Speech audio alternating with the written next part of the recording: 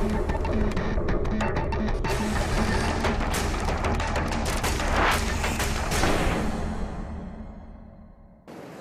के बाद मुक्ति की कामना ने हिंदू समाज में पुत्र प्राप्ति की कामना को, आकांक्षा को बढ़ा दिया है, क्योंकि ऐसा माना जाता है कि मौत के बाद मुखाग्नि पुत्र देता है तो मुक्ति का सीधा मार्ग खुल जाता है।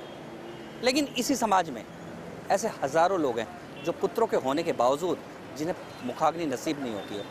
और लावारिस लाशों की बात तो छोड़िए, लावारिस लाशों को ठिकाने पे लगाकर उनको धार्मिक क्रिया के अनुसार उनका अंतिम संस्कार करने वाला कोई नहीं मिलता।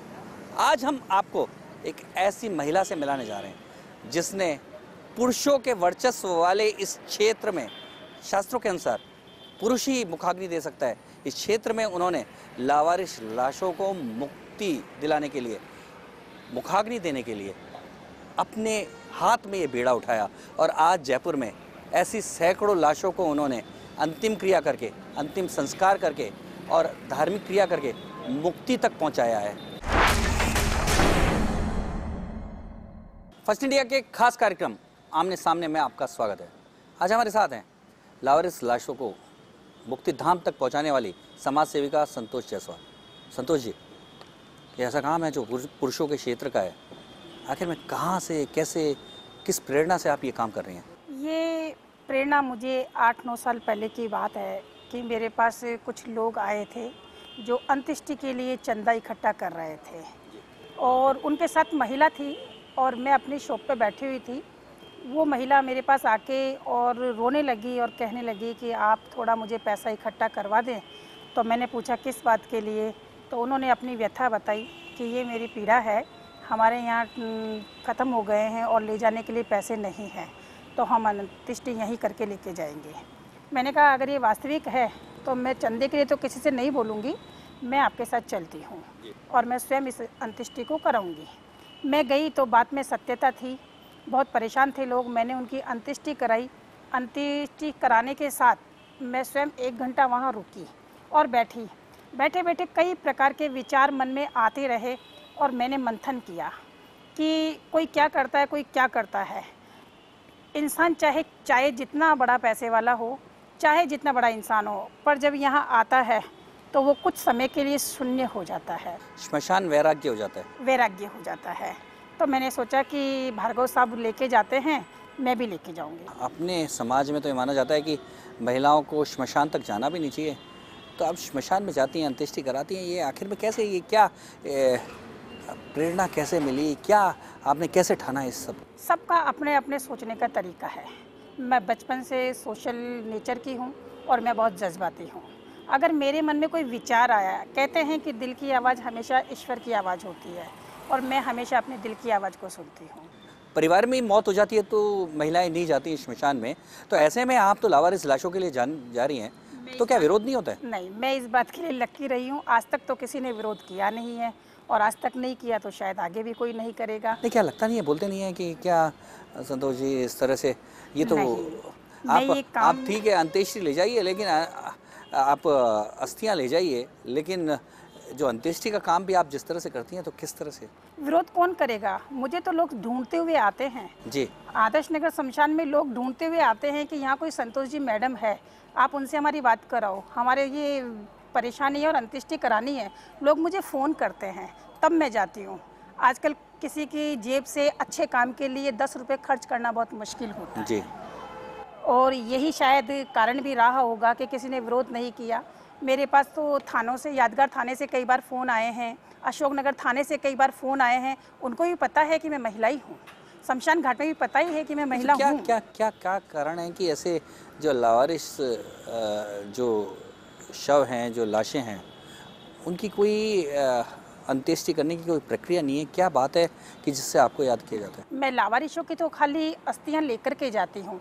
मैं जो अंत्येष्टि कराती हूँ वो असहाय और अज्ञात लोगों की कराती हूँ, जिनके परिवार का पता नहीं होता। जिनके परिवार का पता नहीं होता, या जो लोग बाहर से आते हैं, इलाज के लिए आते हैं, इलाज होते होते पैसा ख़त्म हो जाता है, ले जाने में असक्षम होते हैं, उनके पास कोई व्यवस्था नहीं होती है ले जाने की, तो ऐसे लोगों की मैं अंत्येष्टि कराती हूँ। जयपुर की जनता जानती है गिरधर लाल जी भार्गव को, क्योंकि वो सबकी अंत्येष्टि जो अस्थियां ले जाते थे हरिद्वार में, उसका विसर्जन करते थे।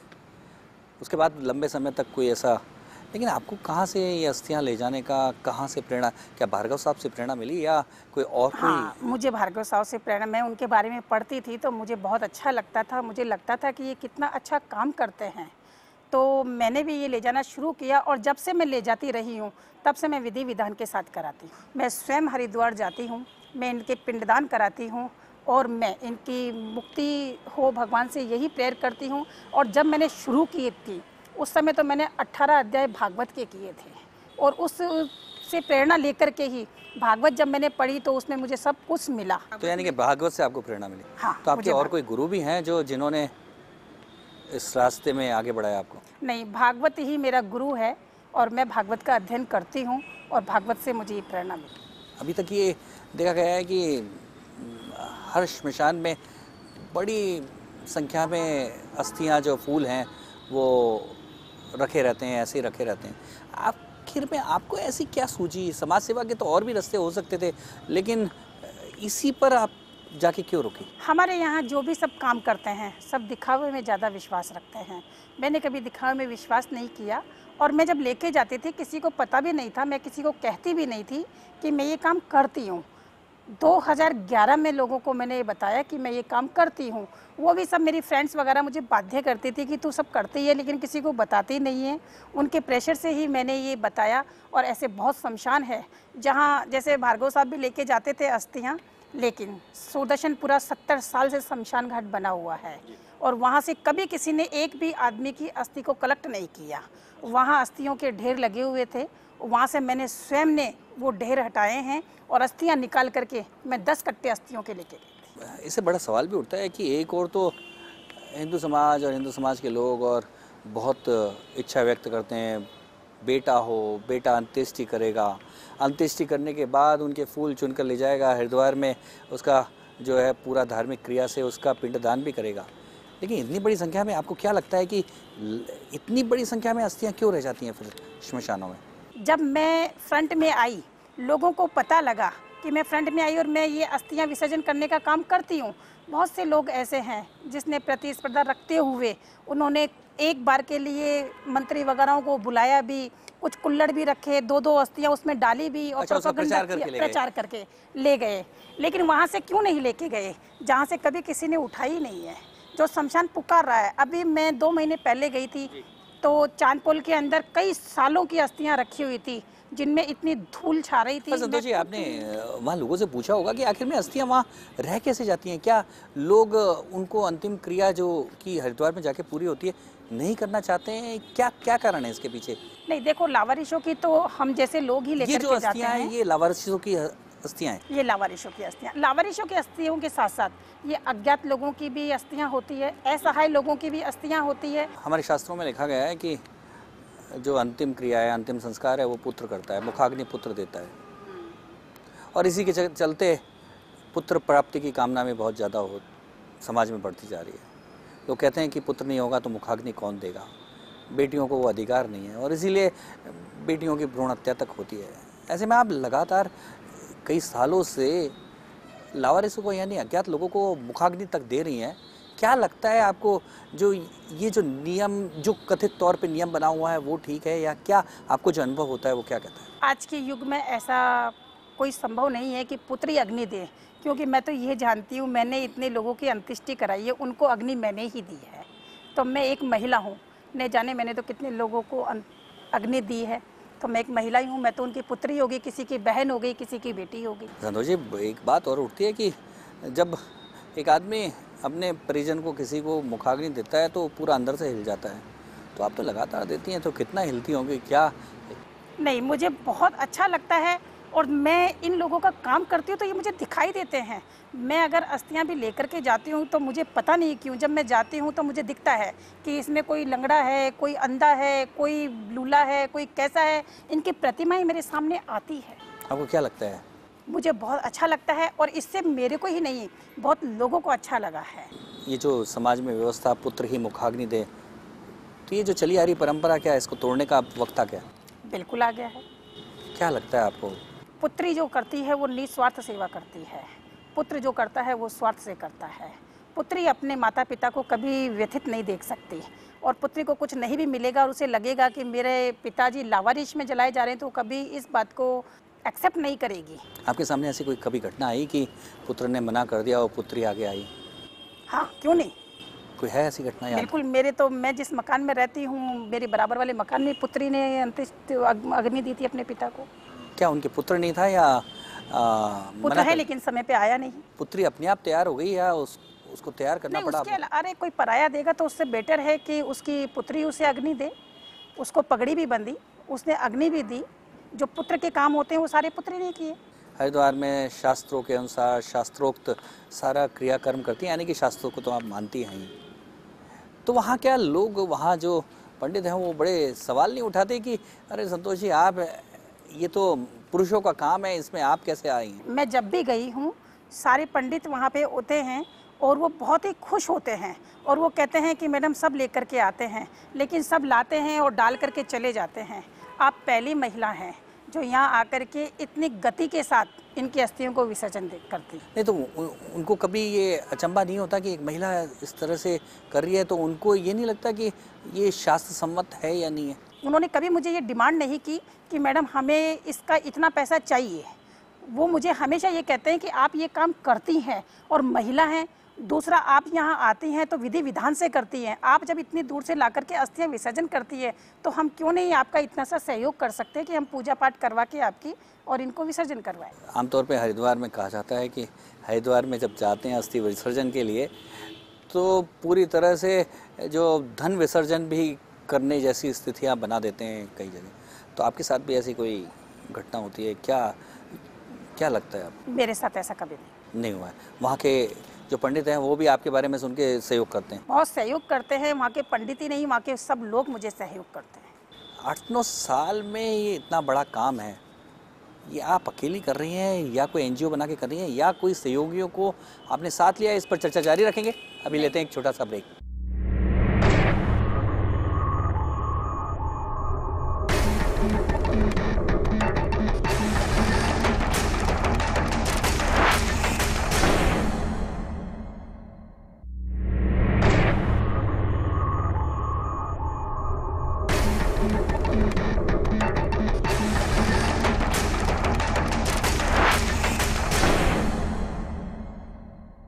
ब्रेक के बाद आमने सामने में आपका एक बार फिर स्वागत है। आज हमारे साथ हैं समाज सेविका संतोष जायसवाल। संतोष जी, बात हो रही थी आप अकेली चल रही हैं या कुछ समाज में भी कुछ लोगों को साथ जोड़ा है इस पवित्र काम के लिए? ये अभी तक तो मैं अकेली ही चल रही हूँ। क्या आप ही खुद नहीं जोड़ती हैं या लोग जुड़ना नहीं चाहते हैं? क्या है, क्यों नहीं इतने समय से लोग? बहुत लोगों के मेरे पास कॉल्स आते हैं कि मैडम आप हमें भी मौका दें, हम आपको कुछ सहयोग करना चाहते हैं, बट मैंने खुद ने ही अभी उनकी किसी की कोई मदद नहीं ली। लोग ऐसे कहते हैं कि इस तरह के काम से बहुत पुण्य मिलता है और सारा पुण्य आप शायद बांटना नहीं चाहती हैं लोगों के बीच में। पुण्य मिलता है या नहीं मिलता ये तो मैं नहीं जानती, पर मेरे आत्मा को बहुत संतुष्टि मिलती है। इस काम में जो आप काम कर रही हैं, इसमें और 10 लोगों को आपसे प्रेरणा मिल जाए तो ये जो काम है बहुत तेज़ी से और आगे बढ़े। देखो, बहुत अच्छी बात है कि जैन समाज अस्थियाँ विसर्जन नहीं करता है। मेरे इस काम से ओसवाल समाज के मंत्री भागचंद जी जैन ने मुझे कहा कि मैडम आप हमारी भी अस्थियाँ लेकर के जाया करो, और मैं तो 3 साल पहले उनके 65 लोगों की अस्थियों को लेकर के गई और महावीर जयंती के रोज़ मैंने उनको वहाँ विसर्जन किया विधि विधान के साथ में। मैं पिछले महीने फिर गई, फिर मैं उनकी 35 लोगों की अस्थियों को लेकर के गई। 3rd बार जब मैंने उनको कहा तो उन्होंने कहा कि मैडम हम तो आपके बहुत आभारी हैं, क्योंकि हमारी समाज में अब कोई अस्थि को छोड़ता ही नहीं है शमशान के अंदर। सब लोग अपने आप अपने परिजनों की अस्थियों को लेकर के और विसर्जन करने लग गए। बाकी समाज का क्या हाल है? जैन समाज ने तो बीड़ा उठा लिया, यानी कि मौत के बाद भी जातिवाद है कि जैन समाज का तो बीड़ा उठ गया और बाकी का रह गया। देखो, धीरे धीरे परिवर्तन आता है और मेरा ये विश्वास है कि परिवर्तन आएगा। आमतौर पे ये बातें उठती हैं कि श्मशानों की हालत बहुत ख़राब है। लोग आते हैं यहाँ एक इस तरह के मानसिकता के साथ आते हैं जहाँ उनका कोई ना कोई परिजन या कोई ना कोई अपना खोया होता है, और आते हैं तो अव्यवस्था का आलम होता है। क्या लगता है आपको भी, क्योंकि आप तो लगभग जयपुर के हर श्मशान में गई होंगी, क्या लगता है? शमशानों का जीर्ण उद्धार करना ये मेरा उद्देश्य है, इसीलिए मैं पीछे लगी हुई हूँ। और इसके अंदर तो मैं फर्स्ट इंडिया का भी सहयोग चाहूँगी कि इस चैनल के माध्यम से जो भी इस चैनल को देख रहा हो, जैसे कि सब लोग हर प्रकार से पैसा खर्च करते हैं, मूवी जाएंगे, क्लब जाएंगे, रेस्टोरेंट जाएंगे, होटल जाएंगे, लेकिन किसी को ये कहा जाए कि 1000 रुपये शमशान के लिए दे दो, यहाँ आपकी ज़रूरत है, तो शून्य हो जाते हैं। किसी के मुँह से ये नहीं निकलता कि मैं दे देता हूँ।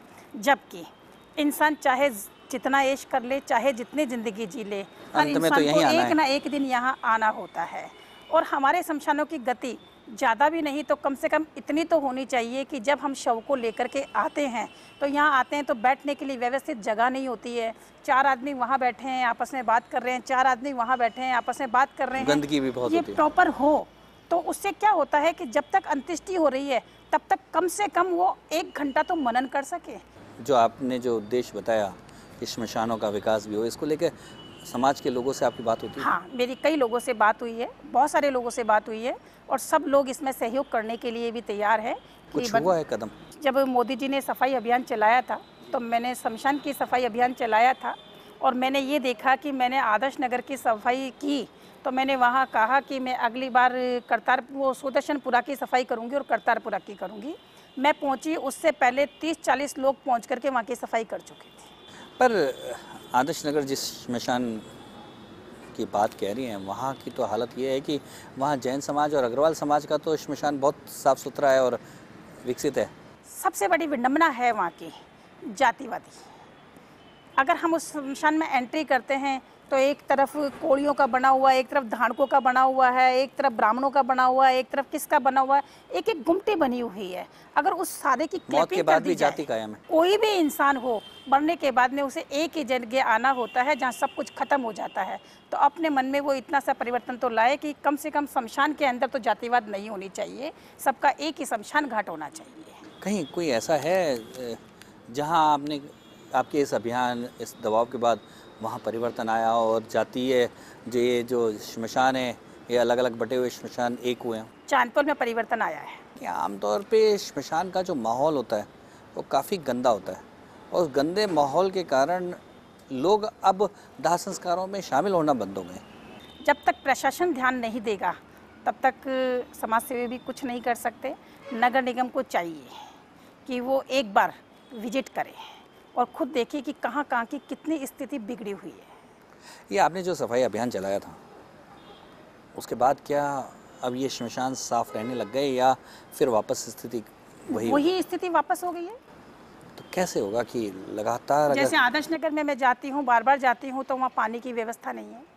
सुदर्शनपुरा में मैं जाती हूँ तो वहाँ पे जो बेचारा शमशान में देख रेख करता था उसकी कुटिया बनी हुई थी, कुछ व्यापारी है उन्होंने उसकी कुटिया को तोड़ दिया और वो उन लोगों को सहयोग करते हैं जो बाहरी लोग आते हैं, वहाँ से हाथी लेकर के आते हैं, घोड़े लेकर के आते हैं और वहाँ ला कर के उनको बेचते हैं, तस्करी करते हैं और शमशान की परवाह ना करते हुए उन लोगों की परवाह करते हैं। कहाँ? सुदर्शनपुरा में? सुदर्शनपुरा। तो इसकी क्या कभी शिकायत वगैरह हुई क्या? वो कहता है कि मैंने शिकायत की तो मुझे मार पीट के चले गए और उसका कोई असर नहीं हुआ? कोई असर नहीं। तो उसको लेकर आपने कुछ दबाव बनाया अधिकारियों पे कभी? मैंने दबाव बनाया, मैंने बात भी की, सब जगह बात की। बात करने के बाद में 8-10 दिन माहौल ठीक रहा, बाद में वो का वही माहौल हुआ। अच्छा, एक और है मैडम कि क्योंकि आप जब जाती होंगी तो लावारिस जो दाह संस्कार जब होते हैं तो लोग कई तरह की बातें करते हैं, बड़े एश्योरेंस देते हैं। क्या ये एश्योरेंस पूरे भी करते हैं? क्योंकि श्मशानों में भी कई लोग उस मानसिकता में आकर, भावनाओं में बहकर और बोल जाते हैं, और क्या वो सारी जो बातें हैं वो पूरी करते हैं? बिल्कुल ऐसा ही होता है।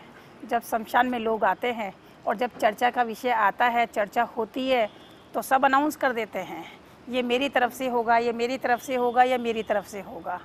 और जब दूसरी बार वो अंत्येष्टि में आते हैं तो मुंह छुपा करके निकल जाते हैं। तो ऐसा क्या लगता है कि क्या वो देखा देखी झूठ बोलते हैं? क्या ऐसा करने से लोगों में अवेयरनेस आई है, बस पूर्ण रूप से नहीं आई है। ऐसे में क्या लगता है कि कोई आप जो इस 8-9-10 साल से काम कर रही हैं, कोई बदलाव देख रही हैं? लोग आ रहे हैं, आगे आ रहे हैं आपको देख के, या और ऐसे लोग सब मिलके कुछ बदलाव के लिए आगे काम? बिल्कुल बदलाव आ रहा है लोगों के अंदर, खासतौर से मैं नई पीढ़ियों के अंदर ज़्यादा बदलाव देखती हूँ। किस तरह का बदलाव? इस तरह का बदलाव कि जैसे मैं देखती हूँ, जब मैं जिस काम को करती हूँ, मेरी जब चर्चा होती है, कुछ लोग मेरे साथ भी वहाँ जाते हैं तो मैं देखती हूँ कि लोग आध्यात्मिक से जुड़ जाते हैं इसके बहाने। जब इसकी बात हम करते हैं तो वो इतने भावुक हो जाते हैं और उन्हें लगता है कि सच्चाई यही है जीवन की। क्या लगता है उनको, फिर क्या कहते हैं? क्या आपके इस जो माने सक्रियता है, ये जो कार्य है सेवा का काम, इससे क्या यूथ जुड़ रहा है? यूथ इतना प्रभावित है कि मैं जब अस्थियाँ लेके जाती हूँ तो मेरे साथ लड़के चले जाते हैं, मैडम आपसे कैसे उठेगी, हम लेकर के जाते हैं और हम उठवा के आते हैं, मुझे बिठाने जाते हैं, मैं ट्रेन से जाती हूँ। आपको बिठा के आते हैं? मैं जाती हूँ तो मेरे साथ ऑटो में जाते हैं, ऑटो से वो अपने मुझे कोई कुली नहीं करने देते। क्या कुछ ऐसे यूथ भी तैयार हुए हैं जो खुद भी अब जाने लगे? ऐसा तो खैर मैंने अभी नहीं देखा है। अभी नहीं देखा है। तो क्या कुछ लोगों को तैयार नहीं कर रही हैं आप? देखो, तैयार करना तो नहीं, बाकी जो भी करे अपने मन से करे। इस काम में समाज जितना आगे से आगे आए उतना अच्छा होता है। बहुत अच्छा है। तो क्या आपको लगता नहीं है कि समाज के, और आप कब तक करेंगे? मैंने तो प्रतिस्पर्धा करने वाले लोग ज़्यादा देखे हैं। ऐसा क्यों अनुभव लगता है आपको? क्योंकि ऐसा- समाज में दूसरे काम भी बहुत लोग समाज सेवा कर रहे हैं, लेकिन ऐसा क्यों लगता है कि लोग प्रतिस्पर्धा इस क्षेत्र में ज़्यादा करते हैं? आजकल तो यही देखने में आ रहा है, सब कुछ शो है, सब सारा काम शो ऑफ है, लोगों को दिखाने के लिए काम किया जाता इससे है। रिलेटेड सारा काम शो ऑफ। क्योंकि आगे- मैं हरिद्वार जाती हूँ और मैं हर महीने जाती हूँ, कभी कभी मैं लेट हो जाती हूँ तो मुझे 2 महीने भी हो जाते हैं। मैं सबको देखती हूँ कौन आया और कौन नहीं आया, लेकिन मुझे आज तक किसी का रिकॉर्ड नहीं मिला। अब आपसे एक बिल्कुल अलग हटके सवाल। आमतौर पे ऐसा कहा जाता है कि बच्चों को, महिलाओं को और गर्भवती महिलाओं को तो बिल्कुल ही श्मशान में नहीं जाना चाहिए, वहाँ आत्माएं भटकती हैं और ऐसा। क्योंकि आप तो लगातार 10 सालों से तो आप आ ही रही हैं, तो आपके जीवन में कभी ऐसी घटना आई कि आपको कोई आत्मा भटकती हुई आत्मा से वास्ता पड़ा हो आपका? आपने सुना होगा कि शमशान में अगर कोई भोलेनाथ की पूजा करे तो बहुत अच्छी पूजा होती है, क्योंकि भोलेनाथ शमशान में विराजते हैं। और मुझे कभी ऐसा नहीं लगा, क्योंकि मुझे तो इन लोगों का आशीर्वाद मिलता है। मैं तो जब इन लोगों के लिए कुछ कर पाती हूँ तो मेरे दिल से तो आपका मानना है कि ये जो डर है, ये जो मानसिकता है, ये गलत है? ये बिल्कुल डर गलत है, बिल्कुल गलत है। तो क्या कहना चाहेंगे इस डर को खत्म करने के लिए? क्या सोच में? ये डर होना ही नहीं चाहिए। लोग डरते हैं, डरना नहीं चाहिए। अगर लोग यहाँ आएंगे तो उन्हें सत्यता लगेगी जीवन की, कि जीवन में ये भी कुछ है, ये भी जीवन में एक जगह रखता है और सच्चाई जीवन की यही है। आपको लगता है? बिल्कुल लगता है। आपने भी बताया यहाँ आने के बाद एक जीवन की सच्चाई लगती है, श्मशान वैराग्य भी उत्पन्न हो जाता है कि सच यही है, मौत ही सत्य है। लेकिन और यहाँ तमाम तरह की वैराग्य की बातें करके जब बाहर निकलते हैं तो तुरंत ही वो अपने सांसारिक बंधनों में फंस जाते हैं, झूठ और फरेब की बातें शुरू हो जाती हैं। हाँ, मैंने भी सुना है कि हम शमशान में जाएंगे तो हमारे ये हो जाएगा, शमशान में जाएंगे तो वो हो जाएगा। लेकिन मेरा रूटीन ये है कि अगर मैं पूजा कर रही हूँ और मेरे पास से अगर कोई शमशान घाट से फ़ोन चला गया है, कई बार ऐसा हुआ है कि मैं पूजा कर रही थी और मेरे पास फ़ोन गया कि मैडम ये अंत्येष्टि करानी है, तो मैंने पूजा की थाली रखा है और सबसे पहले फर्स्ट प्रायोरिटी मैंने इसको दी है, क्योंकि ये मेरा कर्म है। और मैंने ऐसा नहीं किया कि मैं शमशान से जाकर के आई हूँ तो मुझे नहाना है। मैंने अपने बच्चे से कहा मुझे छींटे लगा दे गंगा जल कर, मैंने आरती करी, क्योंकि आत्मा सो परमात्मा। हमारी आत्मा ना तो जीती है, ना तो कभी मरती है और ना कभी मरी है। शरीर है ये तो कपड़ा है, जैसे कि हमारे कपड़े गंदे हो जाते हैं, चेंज करने हैं हमें, उसी प्रकार से आत्मा वही अच्छा है। संतोष जी, एक और है कि आपको कभी ऐसा अनुभव हुआ कि अंत्येष्टि के लिए लाश पड़ी है, परिवार में झगड़े पड़े हैं और आपको जाके अंत्येष्टि करानी पड़ गई हो? बट मैं भी पहले विजिट करती हूँ कि ये सच है या गलत है। जवाहर नगर कच्ची बस्ती की बात है, पंजाबियों की थी एक, तो मैं गई, मैंने जाके पूछा कि भाई यहाँ पे किसी की डेथ हुई है? बोले हाँ। तो मैंने कहा आपने अंत्येष्टि के लिए कहा है कि हम असमर्थ हैं अंत्येष्टि कराने में? बोले नहीं, क्योंकि उसको गुरुद्वारा में लिटाया हुआ था। तो मैंने कहा फिर मेरे पास लोग कैसे गए? बोले मैडम आप बुलाइए उन लोगों के, क्योंकि हम तो बेटी और दामाद हैं और हमारे पास भगवान के दया से सब कुछ है, हम स्वयं अपने आप करा सकते हैं। सजन रे झूठ मत बोलो, खुदा के पास जाना है, ना हाथी है ना घोड़ा है, वहाँ पैदल ही जाना है। संतोष जी का ये काम आखिर में आत्मा को अपने गंतव्य तक पहुँचाने का काम, लावारिस लाशों को उनको मुक्ति धाम तक पहुँचाने का काम लगातार जारी है। लेकिन इसके पीछे जो उनकी जो भावना है, ये समाज झूठ और फरेब से बचकर यदि इस आत्मा की मुक्ति के लिए, लावारिस लाशों की मुक्ति के लिए अगर आगे आता है तो निश्चित तौर पे यहाँ से बहुत कुछ समाज सीख सकता है। ये थी हमारे साथ समाज सेविका संतोष जायसवाल। अगले हफ्ते फिर मिलेंगे एक और हस्ती के साथ।